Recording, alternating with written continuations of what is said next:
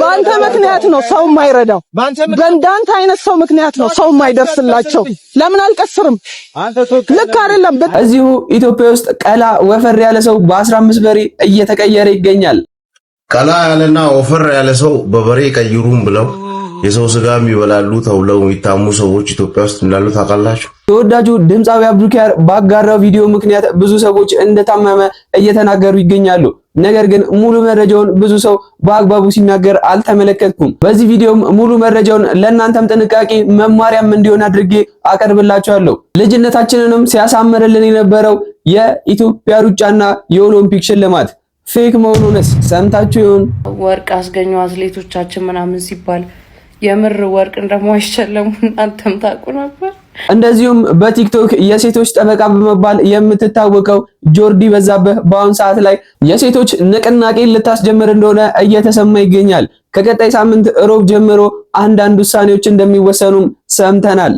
በተግባር ለማሳየት ያሰብናቸው ነገሮች ምንድናቸው? 4 ናቸው። አንደኛ ከስራ መቅረት፣ ከትምህርት ቤት መቅረት፣ ከገበያ መቅረት፣ ከኪችኑ መቅረት፣ ከቤታችን ኪችን መቅረት። ታዲያ ተወዳጁ አብዱኪያር ተወልዶ ያደገባት መርካቶን ከገቢዎች በላይ ያስጨነቀው ዛኪር፣ ከገቢዎች በላይ ሱቆችን እየጎበኙ ያለው ዛኪር፣ እንደዚሁም በልጅነቱ ሚሊዮነር ይሆናል እየተባለለት ያለው ዛኪር፣ በብዙዎች ልብ ውስጥም በቀላሉ መግባት የቻለውና መልስ መስጠት የማይወደው ዛኪር። እስኪ እናንተም ወዳችሁት ከነበረ ኮሜንት ላይ ንገሩኝ። ይህ ዓለም የሌቦች እስር ቤት መሆኑንም መጋቢ አዲስ እሸቱ በአግባቡ ያስተምሩናል። ይህ ዓለም ነው የሌቦች እስር ቤት ነው።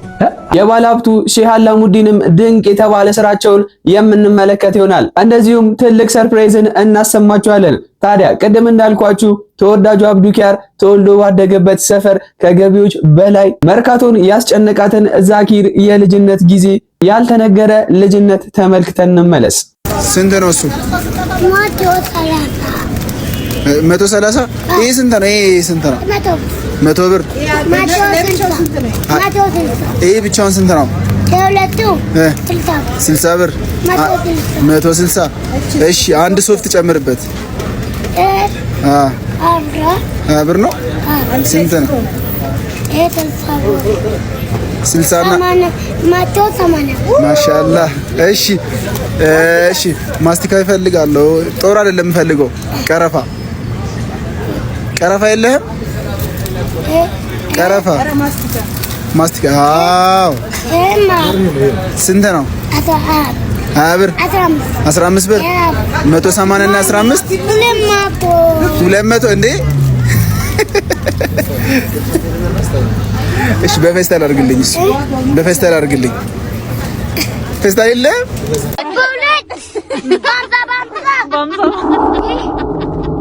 ማነው መቶ የሰጠ? በሰላሳ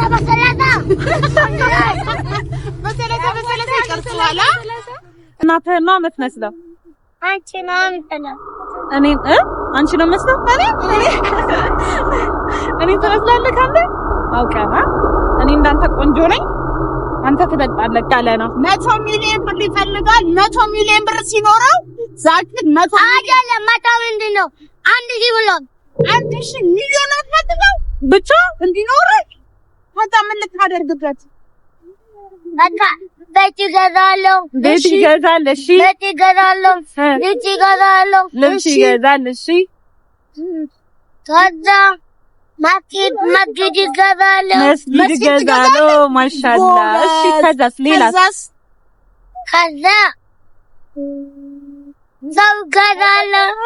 በሚያስገርም ሁኔታ እንደ ዛኪር ያሉ ጎዳና ላይ የሚኖሩ ህፃኖችንም ስለረዱ የታሰሩ የተባሉ ግለሰቦችንም ተመልክተናል። ጎዳና ልጆች ያሉበትን ሁኔታ አይተን ከዛ ልብሶች አሰባስበን ምግብ አዘጋጅተን እንትን እያልናቸው ነው። ለምን ይቆማል? እኔን እኮ ነው እየቀረጸ ያለው። አንተ ቆይ እና እንደዛ ነው እያደረግን ያለ ነው። አንድ ላይ ሄደን ምግብ በልተው ልብስ ወስደው ሊሄዱ ማለት ነው። ፍቃድ ሲይዘፋ ያለው ፍቃድ እና ዝም ልጅ ወራና ማለት የነሱን ለመርዳቱ ቆያውን እናንተ በምን ይታወቃል? እናንተ ነገር ከማን ነው የምለምነው? ከማን ነው የምለምነው? የነሱን ፎቶ ወስደሽ ዘልት ለምን ይሆናል? ምን ታውቃል? ከማን ነው የምለምነው? ምን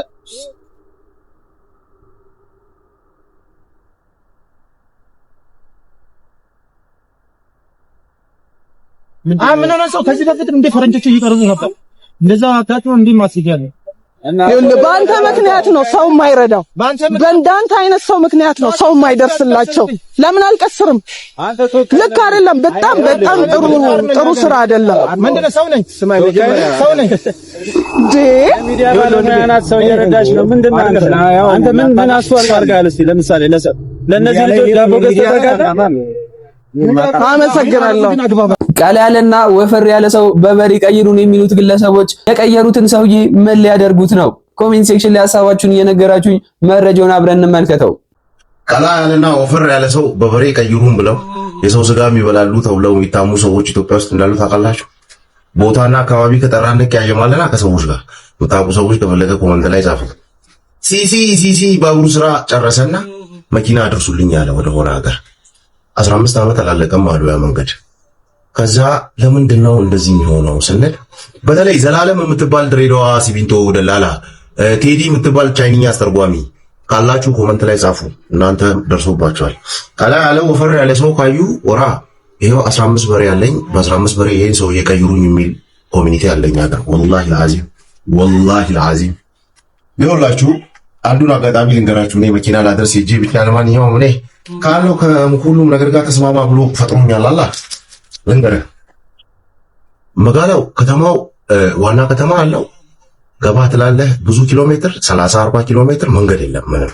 እዛ ስትገባ ወራ በሳምንት ነው አይሱዙ የሚመጣው። መኪና አድርሱ ተብለን ነው በሳምንት ነው አይሱዙ የሚመጣው። የሚመለሰን መኪና ደግሞ ቻይናው የመደበልን የኩድራ ምንድነው ያስቤዛ መኪና አለ። ያስቤዛ መኪና ማለት ነው። እሱን ጥበቃ 3 ቀን ቆየው። ሐሙስ ነው የሚወጣው ያስቤዛው መኪና። አባ መጋላ ሲሄድ ልትሄድ ነው እንደ ከተማ ነው? አዎ እኛ እንኳን እንሄድም ማለት ለምን አረኛ እንሄድም ማለት በቃ ትሄድ ቆሞ ሻምፖ ምናምን ገዝተያለን አብለው ሴቶቹ ወጥ ቤቶቹ ምናምን ገንዘብ ሰጡ። ፌደራል ፖሊስ አለ ዙሪያውን የሚጠብቃቸው ቻይኖቹንም እነሱንም ማለት ነው። ምንድነው ምክንያቱ ላለው ለካ ከዛ ቦታ ከብት ሲሞት ይጠራሉ ሰዎቹ ወጥተው ከዚህ ሰው በላ ከሆነ አስተሳሰብ ወጥተን በሚያስገርም ሁኔታ ወደ ኦሎምፒክ ዜናው እንሸጋግራለን። አንድ የወርቅ ሜዳሊያ 92% ሲልቨር እንደሆነና ሌላው የቀረው ደግሞ ከሌሎች ሚኒራሎች ጋር ተቀላቅሎ 6 ግራም ፒውር ጎልድ እንደሆነ ሰምታችሁ ይሆን? ዋጋውንም ከ2300 እስከ 2375 ዶላር ድረስ እንደሚሸጥ ሰምታችሁ ይሆን? ጌታን እናንተም ታውቁ ነበረ? ይሄ ኢትዮጵያ ኦሎምፒክ ላይ ኢትዮጵያ ወርቅ አስገኙ አትሌቶቻችን ምናምን ሲባል የምር ወርቅ እንደማይሸለሙ እናንተም ታውቁ ነበር? በጌታ አላቅም ነበር በሉኝ። እንዴ ልጅነቴን ሁላ ነው የተቀማሁት። የውሸት ነው፣ ወርቅ አይሰጣቸውም። ነሐስ አስገኙ ምናምን የተባሉትም አይሰጣቸውም። ታውቁ ነበር? ከጀርባ የምትመለከቱት የገጠር ግብዣን ነው። በዚህ መልኩ የገጠር ሰው እንግዳ አክባሪ መሆኑንና ደግ መሆኑን እንመለከታለን። እስኪ እንደዚህ አይነት እንግዳ አክባሪ ወይም ደግሞ እንደዚህ አይነት ጋባዥ በሰፈራችሁ ይኖር ይሆን? በእርግጥ አንድ አይጠፋም። ኮሜንት ሴክሽን ላይ ይህንን ግለሰብ እያመሰገናችሁ ሰፈራችሁን ያደመቀውን ግለሰብ እያደነቃችሁ አብራችሁን ቆዩ። አሽጉ ተብለው ነው ፑል ቤት የመጡት። አሽገዋል። ሁለቱም ቀዳዳ በሁለት ቀዳዳ ጫወታሉ። ባለ ሁለት ቀዳዳ የሚባል ፑል እጀምራለሁ፣ እንጫወታለን። እንደውም ቤቱን አታሽጉትም እንዴ? ከውጭ በሩን አሽጋችሁ ቤት ስላለችሁ ቀዳዳ ታሽጋለህ የፑል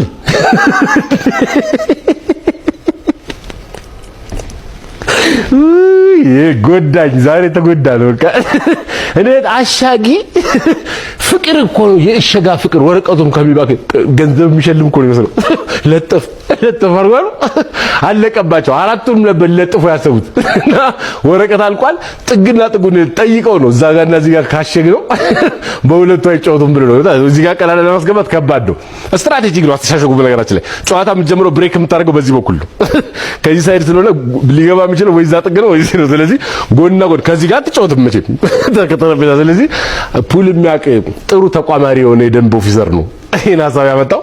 ድንቅ አስተሻሸግ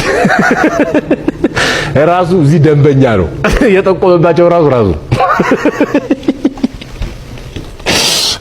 ጆርዲ በዛብህ ስሜት የተሞላበትን አንድ ተግባሯን አብረን እንመለከታለን። ይህም ስሜታዊነት የመጣው አንድ መረጃ በተሰማ ሰዓት ነበር። የአንዲት ወጣት ገዳዮች ከእስር በነፃ ሲፈቱ በተሰማ ሰዓት በትግራይ ክልል ዘውዱ ሀፍቶም የተባለችውን ወጣት በአሰቃቂ ሁኔታ በመግደል ወንጀል ጥፋተኛ ሆነው የዕድሜ ልክ ጽኑ እስራት የተፈረደባቸው ወጣቶች በዛሬው ዕለት ከእስር መፈታታቸው እየተነገረ ይገኛል። ይህም ጉዳይ በርካቶችን አስቆጥቷል። በዚህ ሰዓትም እንግዲህ ለእህታቸው ፍትህ እየተጠየቀ ይገኛል። በ2015 ዓ.ም በትግራይ ክልል ዘውዱ ሀፍቶም የተባለችውን ወጣት በህዝብ በፊት በአሰቃቂ ሁኔታ በመደብደብና በመኪና በመግጨት ማለት ነው ህይወቷ እንዲያልፍ ከተደረገች በኋላ ሁለቱ ግለሰቦች ማለትም ደግሞ ያሬድና አንገሶም የተባሉት ወጣቶች ማለት ነው ረዘም ያለ ፍርድ ቤት ክርክር በኋላ ማለት ነው በመጨረሻም ጥፋተኛ ሆነው በመገኘታቸው ምክንያት የዕድሜ ልክ ጽኑ እስራት ተፈርዶባቸው ነበረ። ነገር ግን በዛሬው ዕለት ማለት ነው ከእስር መፈታታቸውን በአካባቢው ላይ የሚንቀሳቀሰው የሴቶች መብት ተሟጋች የሆኑ እያሳወቀ ይገኛል። ይህ በአካባቢው ላይ የሚንቀሳቀሰው የሰብአዊ መብት ተሟጋችም እንግዲህ እነዚህ ግለሰቦች ከእስር በነጻ መፈታታቸውን ያረጋገጠ ሲሆን በትግራይ አካባቢ የሚገኙ ሰዎችን ጨምሮ በአጠቃላይ በኢትዮጵያ ውስጥ የሚገኙ ሰዎችን አስደንግጧል። በዚህ ሰዓትም ለእህታችን ዘውዱ ፍትህ እየተጠየቀ ይገኛል። እጅግ በጣም አሳዛኝና ዘግናኝ ነው። በተለይም ደግሞ እነዚህ ግለሰቦች ማለት ነው የዕድሜ ልክ ጽኑ እስራት እየተፈረደባቸው ከ2 ወራት በፊት እንደነበረም ጭምር እንግዲህ መረጃዎች እየወጡ ይገኛሉ። በዚህ ሰዓትም በክልሉ እንዲሁም ደግሞ በአካባቢው ላይ የሚገኘውን የፍትህ ስርዓት ጥያቄ ውስጥ እንዳስገባ ጭምር ነው መረጃዎች እየተዘዋወሩ የሚገኙት። በዚህ ጉዳይ ተጨማሪ መረጃ የማገኝ ከሆነ አጋራችኋለሁ። ሀሳብ ካላችሁ ኮሜንት ሴክሽኑ ክፍት ነው።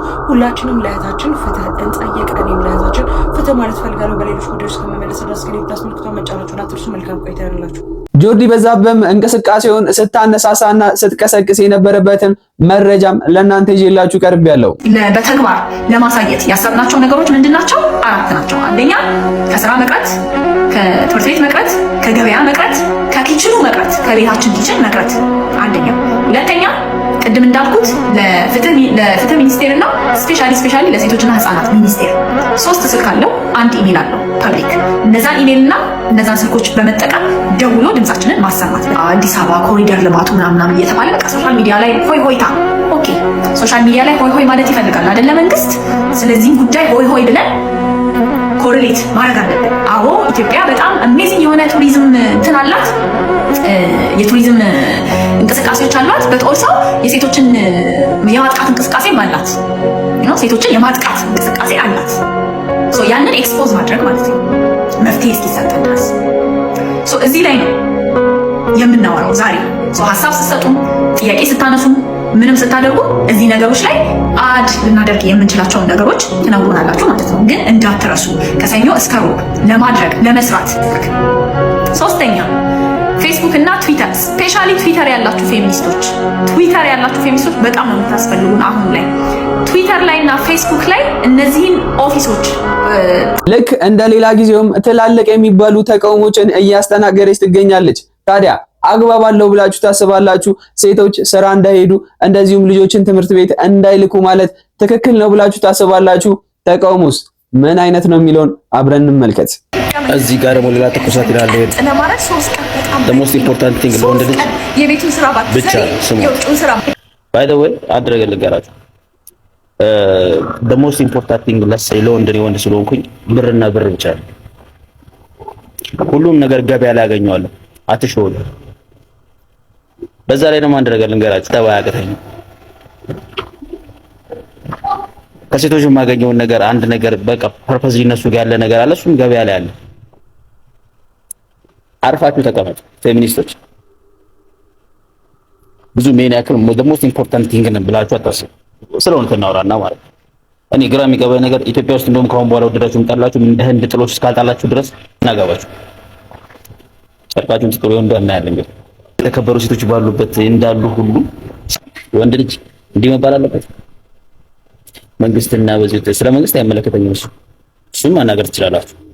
በነገራችሁ 3 ቀን ስራ ቀርቶ 3 ቀን በስራ ብታቆሙ በዚህ 3 ቀን አይደለም ለምን 33 ቀን አይደለም 33 ዓመት ለማታቋርጡ ይደንገድሽ። ተወዳጁ ሙዚቀኛ አብዱ ኪያርም በዚህ መልኩ ነበር ኦዲየንሱን ያስደነገጠው። እንደምትመለከቱት ሰውነቱ ውልቅ ብሏል። ታዲያ ለእንደዚህ አይነት የሰውነት መሳሳት ወይም ደግሞ የሰውነት ኪሎ መቀነስን ምክንያት በእንደዚህ አይነት መልኩ ኮመን የሆኑ መንስኤዎችን አብረን እንመለከታለን። የመጀመሪያው ሁላችንም ስማቸው ሲጠራ የሰማናቸው በተደጋጋሚ የሰማናቸው መንስኤዎች ናቸው። ስኳር፣ ኩላሊት፣ የልብ ፌሊየር እንደዚሁም ዳይጀስቲቭ ዲስኦርደር። ታዲያ በሜንታሊ ደረጃም በተለያየ ምክንያት እንደዚህ አይነት የሰውነት መቀነስ ልንመለከት እንችላለን። የመጀመሪያው ጭንቀት በመጣ ሰዓት፣ እንደዚሁም ከዚህ በፊት ይወሰድ የነበረ መድኃኒት በተቀየረ ሰዓት፣ በሐኪምም ትዕዛዝ ሊሆን ይችላል። በመጨረሻም የመዋጥ ወይም የማኘክ ችግር ሲፈጠር ሰውነታችን እንደዚህ በቀላሉ ሊቀንስ ይችላል። እነዚህ አጋጣሚዎች ሁሉም ገጥሞታል ለማለት ፈልጌ ሳይሆን እናንተ እንድትማሩበትና አብዱኪያርም ከነዚህ መሃል አንዱ ገጥሞት ሊሆን ይችላልና ከወዲሁ ጥንቃቄ እንዲያደርግ በማለት ነው። በሌላ መልኩም በአሁን ሰዓት ላይ ማንጎ እንዳትመገቡ በማለት እየተነገረ በተደጋጋሚ እየተነገረ ይገኛል። ምክንያቱንም አብረን እንመልከተው። ቪዲዮ ጋይስ ማንጎ ዝም ብላችሁ እንዳገኛችሁ አፋችሁ ውስጥ ለምከቱ ሰዎች ነው። እዩት ጋይስ፣ እዩት፣ በእግዚአብሔር እዩት ጋይስ፣ እዩት። እኔ ማለት እንዳጋጣሚ እስቲ ቆይ ሊያው ብዬ እየከፋፈልኩኝ ስበላ እዩት ጋይስ፣ እዩት። እነዚህ ሁሉ ከዚህ ማንጎ ውስጥ ነው እንደዚህ እየፈለኩኝ ያወጣኋቸው። እዩት፣ ወይኔ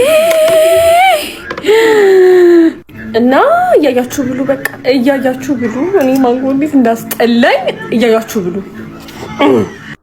በመጨረሻም ተአምር የተፈጠረው 2% ብቻ ለመዳን የቀራት አንዲት ሕፃን ልጅ በአሁኑ ሰዓት ላይ አስደሳች የሆነ አጋጣሚ ተፈጥሮላታል። ይህንን አጋጣሚም አብረን እንመልከተው። ማዶትን ላገኛት ልሄድ ነው። የምስራቹን ልነግራት ነው። እንዴ በሳምንት ውስጥ አርጅተሽ ሌላ ታሪክ ውስጥ ገብተሽ ትጠብቂኛለሽ? በስመ አብ። እማዬ ሰላም ኖት? ደስተኛ ኖት? በጣም። የኢትዮጵያን ሕዝብ እስቲ አመስግኑልኝ። አመስግኛ አልጠግበው አይደለ? ሁሌ ህይወቴ እስካለ ድረስ ልጄና ድና የምትመጣው በኢትዮጵያ ሕዝብ ነው። ትክክል። 5 ሳንቲም እንደሌለኝ እግዚአብሔርም ሰው የሚያውቅ ነበር። ግን እግዚአብሔር ግን መንገድ አለው እና ብዙ ህጻናቶች አልቀዋል አይተናል። እሷን እናንተ ደረሳችሁላት። የኢትዮጵያ ሕዝብ በኢትዮጵያም ያለ ከሀገር ውጭም ያለ ከየትም ያለ ሙስሊም፣ ጴንጤ፣ ምናምን ኦርቶዶክስ ሙስሊም የለም። ጸበል አሁን ልጄ ተናግራታለች። አንድ እህቴ ልጄን ውጪ ነው በካንሰር መምን ያሳከምኳት ብላኛለች። ግን አለችኝ እውነት ማርያም ጸበል ውሰጃት ነው ያለችኝ። ማርያም ጸበል ውሰጃት ደጋግማ ሙስሊም ናት። ስለዚህ እኛ ከጸበሉም አልተለየንም። እንደ እግዚአብሔር ፍቃድ ሆኖ አሁን 3 ቀን ተጠምቃለች። ስለዚህ እግዚአብሔር መልካም ነው። መልካም ለሚያደርግ ሁሉ መንገዱ ክፍት ያድርግለት። በሰጠው ደግሞ ለሰው ልጆች ለሚያዝን ሁሉ ይጨምርለት ብዬ ነው እኔ ምለምንለት። እግዚአብሔር አምላክ ጤናና ጉልበት ይስጣችሁ። እናንተን ከነ ሰራተኞቹ በጣም መረዳት፣ መታከም፣ መዳን የሚችሉ ህጻናቶች አሉ። ከሷም በታች ከሷም በላይ መድኃኒት መግዣ ያጡ እህቶቻችን ወንድሞቻችን በየክፍለ ሀገር ተሰደው ከወለጋ ድረስ ማዶትም ብላ በልዩነት አንድ ሴት ምትመጣለች። በልዩነት ከወለጋ ነው የምትመጣው። እግዚአብሔር ክብር ይስጣት። ኦርቶዶክስ አይደለችም፣ ሙስሊምም አይደለችም፣ ጴንጤ ናት። ግን ሃይማኖት ዘር ሳትቆጥር መታ በጣም ልጄን እንትን አድርጋታለች። እሷን በጣም ነው የማመሰግናት። በጣም አንተም እንጀራ ይውጣልህ፣ ያሰብከውን ቤተክርስቲያን ይሳካልህ። እውነት ያሰብከውን ይሳካልህና ሁሉም የዓለም ዜጎች ማለት ይቻላል በብሔር በሃይማኖት በቋንቋ ልዩነት ሳታደርጉ ለማዶት ላለቀሳችሁ፣ ለጸለያችሁ፣ ለደወላችሁ በሙሉ ምስጋናችን ከልብ ነው። የመጀመሪያውን ለምርመራ የሚሆነውን $10,000 ስጡን ብለናችሁ ነበር። እግዚአብሔር ይመስገን ለሙሉ ሕክምና የሚያስፈልገውን ገንዘብ ሰጥታችሁናልና ከልብ እናመሰግናለን። ከሁላችሁም በላይ ግን ይህንን ያደረገው ድንቅ የሆነው ኃያል የሆነው በሙሉ እጁ ሰፍሮ የሚያስፈልገንን ሁሉ ከሚያስፈልገን በላይ የሰጠን አምላክ ስሙ ለዘላለም የተመሰገነ ይሁን። ቀደም መግቢያ ላይም አንድ መልእክት ለእናንተ አድርሼ ነበር። መጋቢ አዲስ እሸቱ ይቺ ምድር የሌቦች ምድር ወይም መታሰሪያ ናት የሚል ቃልን ተናግረው ተመልክተን ነበር። ይህንንም ማብራሪያውንና እውነታውን ከሳቸው እንመልከት። ለመኖር አይደለም እንዴ ተፈጠርነው? የቱ እዚህ ኃይለ መኖር አይደለም። የዓለም በነገራችን ወንደን ከብተን አግብተን የለም የሌቦች እስር ቤት ነው። አዳምና ሔዋን በገነት ሰረቁ አይደለም? ሰርቀው የት ነው ያሰራቸው? ወደዛ ለምን ያመጣቸው አይደል? አሁን ሸራተን አንተ ሞባይል ሰረቃል ሰው እዛው ሸራተን ነው የሚታሰረው አይደለም? አግኝቶ ነው እንዴ? አራ የት ነው የሚታሰረው? ቃሊቲ ቅሊንጦ ዝዋይ ሸዋሮ ቤት አዳምና ሔዋን በገነት ሲሰርቁ ወዴት ተባረሩ? ወደ ምድር። እዚህ ምድር ላይ ሲመጡ ግን አርፈው አልተቀመጡም። የእስረኛ ጠባይ አላሳዩም። መውለድ ጀመሩ። መዋለድ ይህ ዓለም ማለት እስር ቤት ነው እያልኩ ነው። ይህ ዓለም ስለኔው ኢትዮጵያ ብቻ እያልኩ አይደለም።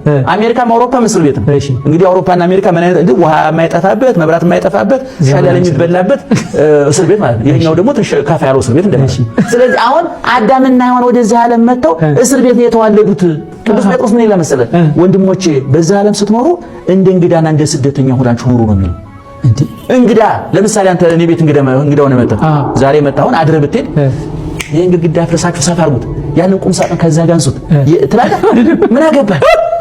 የተሰጠህን በልተህ አንሶሮ አበሻ ብልጥ ነው ባይመቸው እንኳን አቤት አቤት እንዴት ያለ ምግብ በለው ነው የሚለው እስከሚወጣ ድረስ አመስግነ። እናንተ እዚህ ዓለም ላይ እንግዳ ናችሁ። እንግዳ የሰጡትን በልቶ አመስግኖ ነው የሚሄደው። እዚህ ዓለም እግዚአብሔር ሀብትን ቢሰጣት ድህነት፣ ጤንነትን ቢሰጣት በሽታ አመስግናችሁ ኑሩ። ምክንያቱም እናንተ ስደተኞች ናችሁ። ዳዊት ምንድነው ያለው? ፈላሲ አነ ውስተ ምድር፣ በምድር እኔ ፈላሲ ነኝ ስደተኛ፣ ወነግድ ከመኩሉ አበወየ፣ እንደ አባቶች እንግዳ ነኝ እኔ ለዚህ ዓለም። ዮሐንስ አፈወርቅ ይህን ሲተረጉም ምን አለ መሰለህ? ወበከመ ጻድቃን ኮኑ ነግዳነ ለዝንቱ ዓለም ከማሁኑ ነነኒ ኮነ ነግዳነ ለመንግስተ ሰማያት። በዚህ ዓለም ጻድቃን እንግዶች ናቸው፣ ስደተኞች ናቸው አለ። መኖሪያቸው የት? መንግስተ ሰማያት። እኛ ደግሞ ገልብጠን መደበኛ ኑሮ ጀምረናል። አሁን አንዳንድ ሰው እኮ የሚሰራውን ስራ ስታየው በቃ ለዘላለም እዚህ ኑር እንደው ፈቃድ የተቀበለው ይመስላል። ይሄኛው እየኖርን አይደለም ሆኖ የሚለው ቅዱሳን አባቶቻችን። ታዲያ ከዚህ የሌብነት ህይወት፣ ከዚህ የማይሆን የጣሪ ህይወት እንድንወጣና ወደ ራሳችን ህይወት፣ ወደ ዘላለማዊ ህይወት እንዴት እንሂድ የሚለውን ስናይ አሁን የሚመጣው የፍልሰታ ጾም የመጀመሪያ ስቴፓችን ይሆናል። ይህንንስ እንዴት እንጠቀመው? ፍልሰታን ልንጾም ነው። ፍልሰታን የምንጾመው ኦርቶዶክሳውያን መጀመሪያ ንስሐ መግባት፣ ሁለተኛ ቂም በቀል መተው፣ ሶስተኛ ስስትን መተው፣ አራተኛ ምቀኝነትን መተው፣ አምስተኛ ፍጹም ሰውን በእኩልነት መውደድ፣ ስድስተኛ እመቤታችን ከነልጇ በፍጹም ፍቅር በፍጹም ይቅር ባይነት መውደድ መጾም። ከእህል ብቻ አይደለም፣ ከሐሜት ከሐሜት ጆሮአችን እውነት የሰጠን ውለታ ይሞላ ቢሆን ኖሮ ስንቴ ሞልቶ ተቸግረን ነበር። ጆሮአችንን ከክፉ መስማት መከልከል፣ ሰምቶ ወደ ልባችን እንዳያስተላልፍ ማለት ነው። ስለዚህ ሕፃናት ሁሉ የሚጾሙት ጾም ነው ፍልሰታ። ሕፃናቶቹ እየጾሙ በገጠር አካባቢ አንድ ላይ ነው የሚበሉት። በተቻለችን 15 ቀኗን ቁርሳችንን ለአጡ በመስጠት በማካፈል እና በፍጹም እምነት እግዚአብሔርን በማስደሰት ድንግል ማርያም ከነጇ በማስደሰት ሐዋርያት እንደጾሟት ሐዋርያትን መስለን አክለን እንድንጾመው ፍጹም በረከት እንድናገኝበት እናቶች አባቶች በእውነት ያጡትን የሚያገኙበት ይህች የፍልሰታ ጾም ናት። 2 ሱባዔ ናት። እመቤታችንን ጥር 21 ቀን ሞታ እንዲህ በነሐሴ 14 ቀን የተረከቧት በዚህ አይነት መንፈስ ጾም ጸልየው ነው። ሐዋርያትን መስለን እንደ ሐዋርያት ራሳችንን አስተካክለን ልንጾመው ይገባል። ስለዚህ በያላችሁበት ደብር ልቦናችሁን ሰብሰብ አድርጋችሁ ከሐሜት ተቆጥባችሁ፣ ክፉ ከማየትም ተቆጥባችሁ፣ ክፉ ከመስማትም ተቆጥባችሁ ማስቀደስ፣ መጸለይ፣ ሰዓታቱ፣ ስብሐት ነጉ፣ ቅዳሴው፣ ስብከቱ፣ ትርጓሜው፣ ውዳሴ ማርያሙ፣ ቅዳሴ ማርያሙ ሁሉ ነገር 24 ሰዓት ቤተክርስቲያናችን የመላእክትን ምስጋና የመላእክትን ቀለብ የሰው ልጅ በላ፣ የመላእክትን እንጀራ የሰው ልጆች በሉት የተባለው ይሄ ምስጋናው ነውና ካህናቱ 24 ሰዓት ጾሙድ ናቸው። ምእመናኖቻችን በዚህ የታሙም ያስቀድሳሉ። ይሄ የሚጎልንን ነገር አንዳንድ ጊዜ የሚፈታተንን ነገር መጀመሪያ ከቤተሰባችሁ ይቅር ተባባሉ። ከቤታችሁ ነው መጀመሪያ ያለባችሁ። ባልና ሚስት፣ ልጆችና እናትና አባት ብችሉ ወደ ጎረቤትም፣ ካልሆነ ግን ቤተሰቦች በአጠቃላይ ይቅር ተባብላችሁ ሰላም ለኪ ደግማችሁ እንድትጀምሩት ጾሙ የሰላም የፍቅር የአንድነት ይሁንልን። ይህ ጦርነት በ24 ሰዓት የሚቆመው ፖለቲከኞች ልጆቻቸውን ግንባር ላይ ሲልኩ ብቻ ነው። ያንተ ደም ርካሽ ነው ወይስ ሞኝ ነህ? አንተ ግንባር ላይ አፈር ስትልስ፣ ያንተ ወንድም ጭቃ ውስጥ ሲሞት፣ የባለስልጣን ልጅ ግን አውሮፓ ውስጥ ናይት ክለብ ላይ ናቸው። አንተ ሬሳ ስትቆጥር እነሱ ባንክ አካውንታቸውን ይቆጥራል። ጦርነት ማለት እርስ በርስ የማይተዋወቁ ድሆች የሚገዳደሉበት፣ እርስ በርስ የሚተዋወቁ ባለሀብቶች ግን የሚከብሩበት የንግድ ድግስ ነው። ለምን ጦርነቱ እንደማይቆም ልንገርህ። ምክንያቱም ዋጋውን እየከፈሉ ያሉት እነሱ አይደሉም። እናም ይህ ጦርነት የሚቆመው በአንድ ነገር ብቻ፣ ፖለቲከኞች መጀመሪያ የራሳቸው ልጆች ግንባር ላይ ሲያሰልፉ ብቻ። እስኪ ንገረኝ፣ የባለስልጣን ልጅ ግንባር መሄድ አለበት የሚል ሕግ ቢወጣ ጦርነቱ በ24 ሰዓት ውስጥ አይቆምም ትላለህ? አንድም የባለስልጣን ልጅ ግንባር ላይ ሲሞት አይተህ ታውቃለህ? ካላየህ በፍጹም። ግብር በዛብን ለምትሉ የአዲስ አበባ ነጋዴዎች የከተማዋ ገቢዎች ቢሮ ምላሹን ሰጥቷል።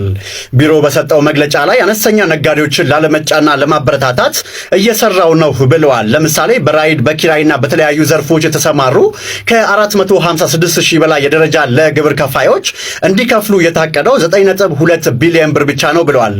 ይሄም ቢሮ እንደሚለው ከሆነ አንድ የመንግስት ሰራተኛ በአመት ከሚከፍለው ግብር ጋር ሲነጻጸር እጅግ በጣም አነስተኛ ነው። ቢሮው ቅሬታ ካላችሁ በየወረዳችሁ አመልክቱ፣ በክፍለ ከተማ ደረጃ ድጋሚ እንዲገመገምላችሁ ይደረጋል ብለዋል። ግብር ለመክፈል መልእክት ያልደረሳችሁ እስከ ነሐሴ 20 ድረስ ያለ ቅጣት መክፈል ትችላላችሁም ተብሏል። ፍትሃዊ ነው ትላላችሁ? ሐሳባችሁን በኮመንት ላይ አጋሩኝ። አዲስ ከሆናችሁ ደግሞ ፎሎ ማድረግ እንዳይዘነጋ። ከዚህ በኋላ እኔና ኤልሲ በፍቅር አንድ ላይ ማለትም በጋብቻ አንድ ቤት ውስጥ አታዩንም ወይም ደግሞ አንሆንም። ተለያይተናል ኦልሬዲ። ከዚህ ጊዜ በኋላ አልቻልንም። ምትይዋል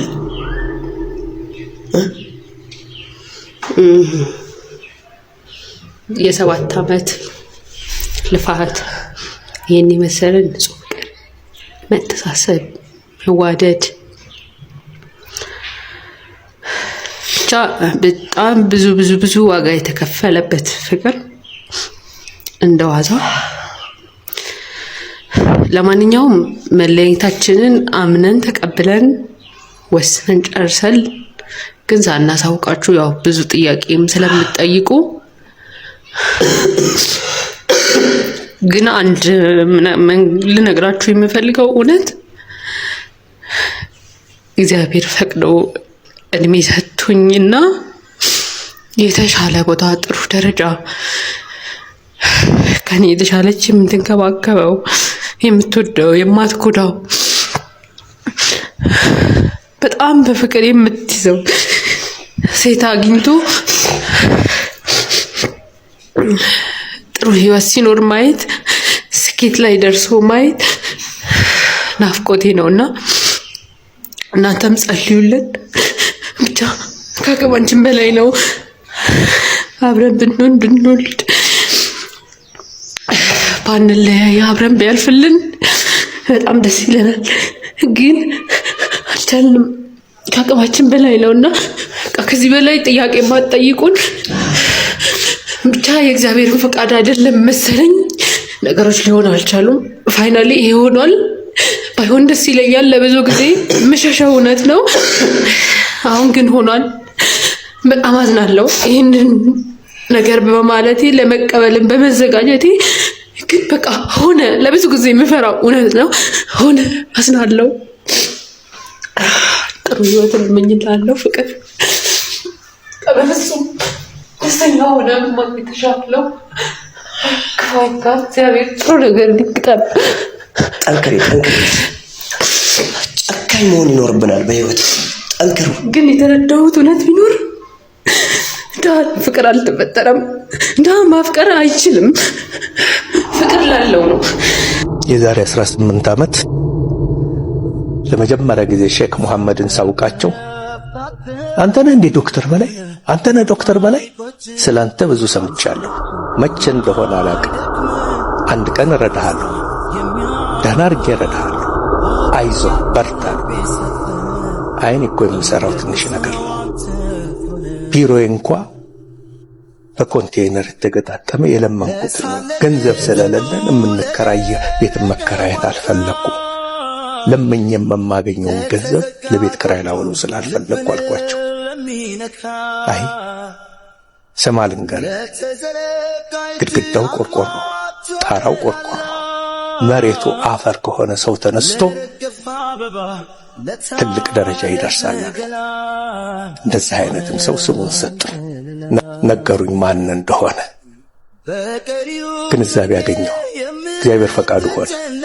ይሄው አሁንም በፈረንጆች አቆጣጠር ከ2000 ዓመት ወዲህ የተሰሩ ውጭ ሀገር ያሉ ሆስፒታሎች አይነት ለመስራት በቃ። ከኮንቴይነር ሳንወጣ ቢሮአችን ኮንቴይነር ሆኖ የዛሬ 12 ዓመት አቶ ቢኒያም ጥላሁን ስሙን ልጥረው ለካ ሂዶ ነግሯቸዋል። በላይ ዘፋኞች ይዞ ሂዶ አሜሪካን ሀገር ገንዘብ አሰባስቦ መጥቶ ሆስፒታል መስራት ይፈልጋል። በስልክ አገናኘ ነገርኳቸው። ለመሆኑ ስንት ብር ነው የምትፈልገው? 2 ሚሊዮን አልኳቸው። ሳቁብኝ። በ2 ሚሊዮን ሆስፒታል አይሰራም። 2 ሚሊዮንን እሰጥሃለሁ፣ ግን ሲያንስህ ጨምርልሃለሁ። ሆኖም አንድ ነገር ልንገርህ፣ ውጭ ሀገር ሂደህ መለመኑን ለምን፣ ከለመንክ መሳሪያ ለምን እንጂ ሆስፒታል መስሪያ እንዳትለምን። እኛ ኢትዮጵያውያን ነን ሆስፒታሉን መስራት ያለብን አሉኝ። ከኢትዮጵያ ሕዝብ ያገኘሁት ድጋፍና በምንም አይነት የኢትዮጵያን ሕዝብ ውለታውን ልከፍለው አልችልም። ግን አንድ ልጅ አለው ኢትዮጵያውያኖች ደግሞ ኢትዮጵያውያኖች ከአንድ ብር ለአንድ ልብ ቢያንስ 25 ሚሊዮን ዶላር አገኛለሁ ነበር ያልኩት። ሼክ መሐመድ ከዚህ በፊት ከሰጡኝ 8 ሚሊዮን ሌላ 25 ሚሊዮን እንደገና ደገሙ። በቀደምነት 33 ሚሊዮን። አብዛኛዎቹ ከእሳቸው ድርጅቶች ኢትዮጵያውያኖች ኢትዮጵያ ውስጥ ያሉት ብዙዎቹ የሰጡኝ ደግሞ ሌላ 3፣ 4፣ 5 ሚሊዮን ደርሷል። በቀጥታ የሰጡኝ 33፣ በአጠቃላይ ግን ወደ 40 እየተጠጋ ነው። ቢያንስ የ40 ሚሊዮን ህዝብ የአንድ ብር አንድ ልብ ሼክ መሐመድ አውጥቶታል። በኢትዮጵያኖች እንድኮራ እኔም ከመሞቴ በፊት የሆስፒታል እውን ሆኖ እንዳያርፈው እኔ ስጠነስሰው 28 ዓመት ለመጋገር ስሞክረው 25 ዓመት የወጣውን የወረኩበት መሐመድ እውን አድርጎታል። መሐመድ ከኢትዮጵያኖች ጎን ቆሟል። ለህፃናት እንደዚህ ያለ ነገር የሚያደርግ እግዚአብሔር የወደደው ነው። ገንዘብ አይደለም፣ ሀብት አይደለም። እግዚአብሔር ከቀኝ ጎን ያቆማቸው። እግዚአብሔር ውለታቸውን ይክፈላቸው። እኔ አይደለሁም ይሄን የምለው፣ የእነዚህ ልጆች አምላክ በዛቸው ችሮታ ሀገራችን ከሌላው ዓለም ጋር እኩል ሆነች። ቅርታ ይደረግልኝ አንድ ነገር ወደ ኋላ ማለት ነው። እኔ እስከማውቀው ድረስ 80 ሚሊዮን ህዝብ ያለው የልብ ማዕከል የሌለው ሀገር ኢትዮጵያ ብቻ ነች። እውን አደረጓት። በተለይ የነዚህ ልጆች አምላክ በእነዚህ ልጆች ስም እንጂ እኔ የመናገር መብት የለኝም። በቀኝ ጎን ያቆማቸው። ሌላ ልመኝላችሁ።